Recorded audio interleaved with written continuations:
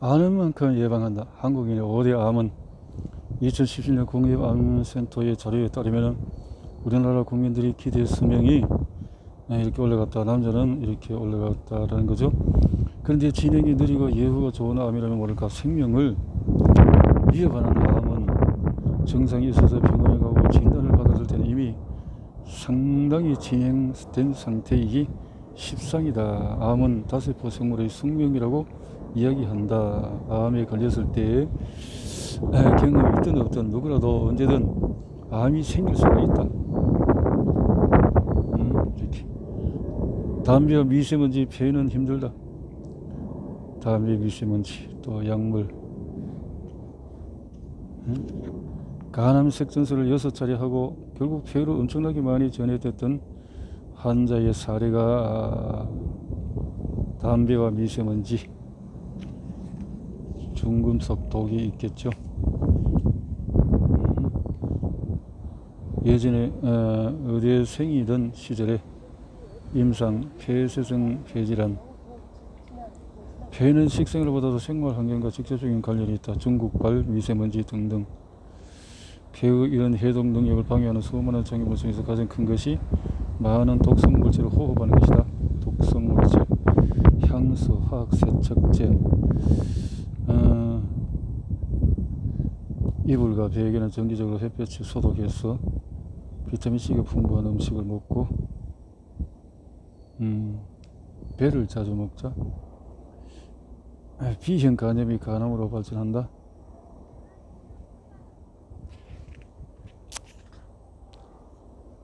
OECD 국가 중에서 대한민국은 간암 사망률이 1위를 차지한다.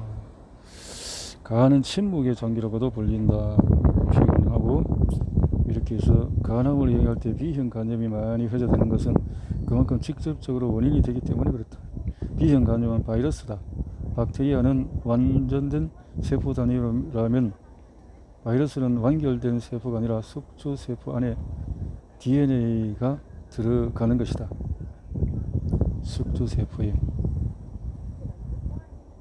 숙주세포 DNA에 자기 세포 DNA를 섞어서 복제를 하는데 그러다 보면 숙주세포의 DNA 변성과 손상이 오고 이것이 누적되다 보면 암의 원인이 된다.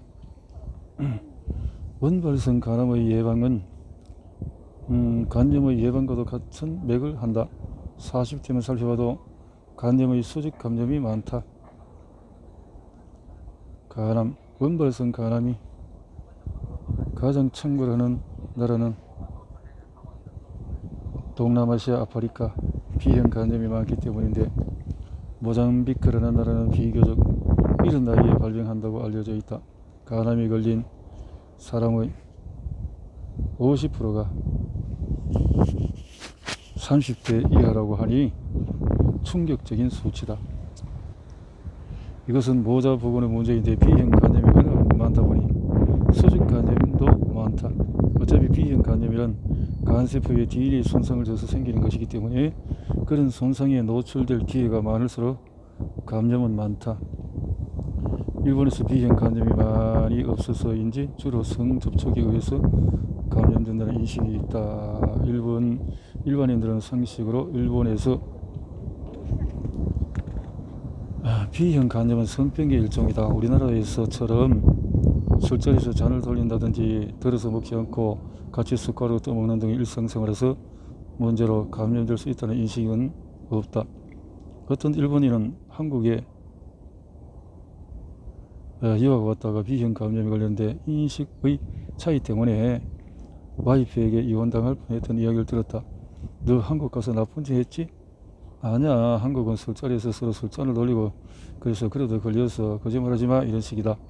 태어나자마자 B형 간염 예방접종을 하는 오늘 세대의 모자보건의 문제보다는 다른 것이 문제가 될 수 있다. 바로 문신을 통해서 감염되는 경우다. 요즘 젊은이들이 미용으로도 문신을 많이 하기 때문에 주의가 필요하다. 원래 문신샵은 법적으로 따지면 불법이다. 피부에다 상처를 내는 것이기 때문이다. 의사가 아닌 사람이 하는 것은 불법이다. 만약에 B형 간염 환자에게 문신을 새기던 도구를 다른 사람에게도 쓴다면 감염의 소지가 있다. 일회용 도구라면 예방이 되겠지만 그것이 엄격하게 관리되지 않는 것이 현실이다. 미국 여행의 문신 마약 주사를 통해서 감염되는 경우가 많다. 이렇게 안젤리나 졸리도 C형 감염이 많이 진행된 상태라고 한다. C형 감염은 증상이 없는 것이 가장 큰 특징이라 급성으로 감염 후에 자연회복으로 가지 않고 만성 감염으로 진행될 확률이 70% 80%이다. 이 중에서 20-30%는 간경변증으로 진행한다. 유럽 쪽에서 문진할 때 쓰는 염료들이 중금속 함유가 많다는 기사도 있었다. 문신한 사람들이 문신을 안 한 사람에 비해서 발암률이 높다는 통계 자료도 있다. 이런 현상을 예방하려고 문신을 하고 난 후에 항생제를 꼭 맞는 게 좋다. 항생제. 술, 담배에 간은 혹사당한다. B형 간염의 건강성 주의해야 할 것은 술과 담배다. 간이란 혈관 시스템이 특이한 장기다. 우리가 음식을 섭취하면 장에서 정맥을 통해서 영양분을 빨아들이는데 이때 간으로 먼저 간다. 간에는 독소는 해독하고 영양분은 뒤에서 과정을 통해서 정리된다. 간은 포털 시스템이라고 하는데 보통의 세포들은 동맥에서 영양분을 얻지만 간세포는 이와 다르게 에너지원의 80%를 정맥 시스템에서 얻는다. 다른 장기와는 좀 다른 혈관 체계라서 이 정맥 시스템을 문맥이라고 따로 칭한다. 간은 하는 일이 많은데 대체로 다음과 같이 정리할 수 있다. 문맥을 통해서 에너지 대사를 하고 간은 거대한 필터로서 해독 작용하고 담즙을 생성하고 소화 효소를 만들어서 소장으로 보낼 준비를 하고 탄수화물, 지방, 지용성 비타민 생성 에 관여하는 과정이 간에서 이루어진다. 치혈 인자를 생성한다. 그래서 간이 나빠지면 치혈이 잘 안된다. 치혈. 술, 담배 이외에도 간을 위해서 조심해야 할 것은 아플라톡신이라는 곰팡이 있다. 땅콩, 콩, 쌀 등 곡류를 저장하는 과정 중에서 자라나는 곰팡이인데 이것이 간의 독성물질이어서 암이 되는 경우가 있다. 언론 기사 중에서 매주 만드는 회사에서 아플라톡신이 기준치를 넘어서 검출되어서 전량 회수되었다는 내용을 볼 수가 있다. 우리나라는 전통식품이고 항암 효과가 있다는 매주가 독성물질이 된다면 정말 골치 아픈 일이다. 한때 우리나라에 간암이 상당히 많을 때 미국 선교사가 내한해서 조사해보고 매주와 된장 때문에 간암이 될 위험성이 많다고 얘기한 적도 있다. 거기에 대해서는 너무 과도하게 비난받는 게 아니냐며 부정하는 사람들도 많이 있었다. 그래도 매주를 공장에서 만드는 경우는 아플라톡신 규정치를 측정하는 관리라도 받을 수 있지만은 집에서 만드는 매주는 기준치를 넘었는지 어떤지를 알 수가 없을 테니 문제일 것 같다는 생각도 든다. 전이가 잘 안되는 간암의 치료. 요즘에는 국가적으로 모자 보건에 신경 쓰기 때문에 분만하는 산부인과에서 B형 간염 예방주사를 접종하지 않으면 법적으로 문제가 될 정도이다. 그러므로 앞으로 젊은 원발성 간암 환자는 줄어들 것으로 보인다. 그렇지만 전이성 간암은 암 치료가 잘 되면 잘 될수록 암 환자들이 오래 살기 때문에 역설적으로 환자 수가 늘어날 것으로 보인다. 간은 왜 전이가 잘 될까? 혈관이나 림프절의 연결과 관련이 있다. 간은 문맥을 통해서 직접 연결되어 있기 때문에 혈관을 타고 전이가 잘 되는 것이다. 암이 전이 되면 무조건 사기라고 말한다. 사기. 간 건강을 측정하는 수치들은 간 신체가 피곤해지는 것은 여러 가지가 있다. 만약에 간 때문에 피곤할 정도라면 간이 엄청나게 망가져 있는 경우다. 피곤한 건 전신의 문제로 봐야 한다. 건강검진할 때 수치를 측정하면서 가장 많이 보는 것이 감마, GTP, AST, ALT 황달 수치다. GTP라는 것은 간에 자주 존재하는 담독에 효소, 알코올, 민감하게 반응하는 성질을 갖고 있기 때문에 이 수치가 높다면 술을 많이 마셨구나. 알코올성 간장애. 콜슨 간창이 감마 GTP AST 아스파라긴산 GOT AST 간을 중심으로 심장 근육 내에 존재하는 효소 이 수치가 높다면 간염이 의심되며 가슴 통증이 동반된다면 심근경색을 의심해 볼 수가 있다. 심한 운동으로 근육에 염증이 생기면 수치가 올라가기도 한다. ALT, 알라닌, 아미노트랜스페라제, 또 GPT, ALT 간세포에 많이 함유되어 있는 효소. 어떤 이유로 간세포가 파괴되면 혈액중에 유출된다. 이 수치가 높으면 간염으로 인한 간세포가 많이 파괴된 것이다. 황달 수치. 간이 진짜 많이 파괴되면 아예 간 수치가 잘 안 올라가기도 한다. 더 이상 깨질 게 없다는 뜻이다. 그럴 때는 황달 수치만 무쳐 올라간다.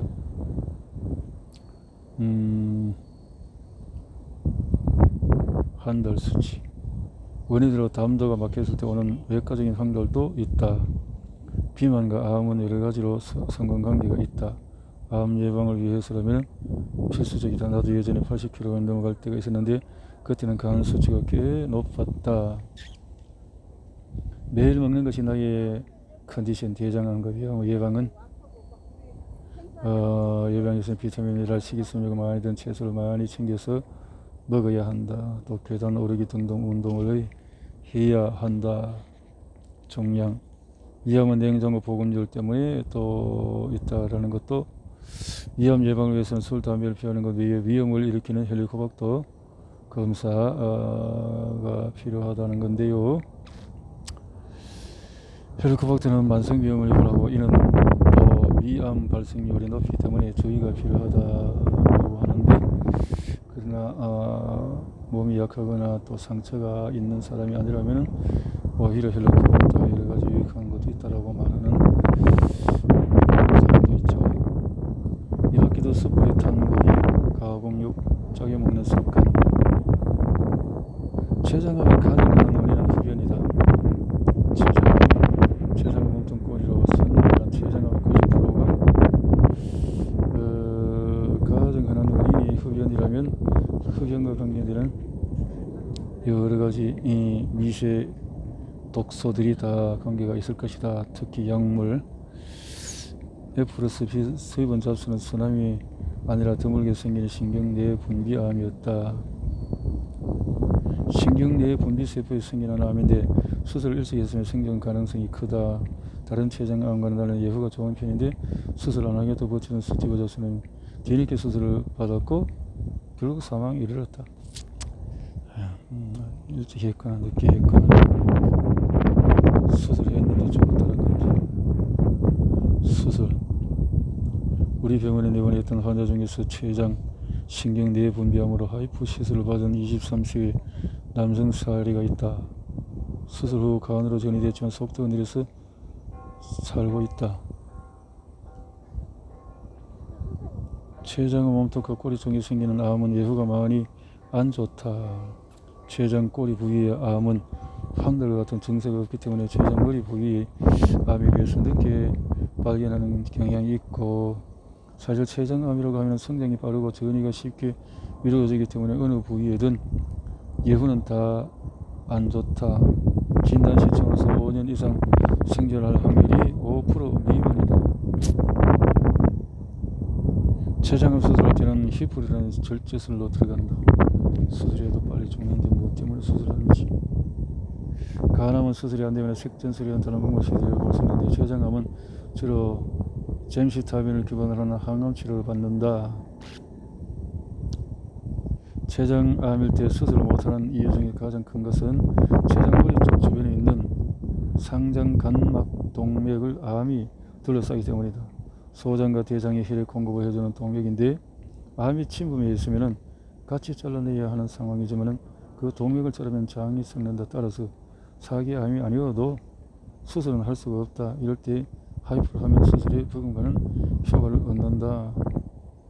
하이프. 그때 하이프를 할 수 있다는 거죠. 췌장은 장이 앞을 가리고 있어서 초음파로도 볼 때도 잘 안 보인다. 장에 가스가 차 있거나 배가 많이 나온 환자는 췌장 자체를 식별하기 어려운 경우도 있다. 이미 CT에서 암이 보였다면 웬만한 하면은 예후가 안 좋을 것이다. 췌장암은 이미 CT에서 보일 정도면 늦었다고 볼 수가 있다. 그렇게 본다는 거죠.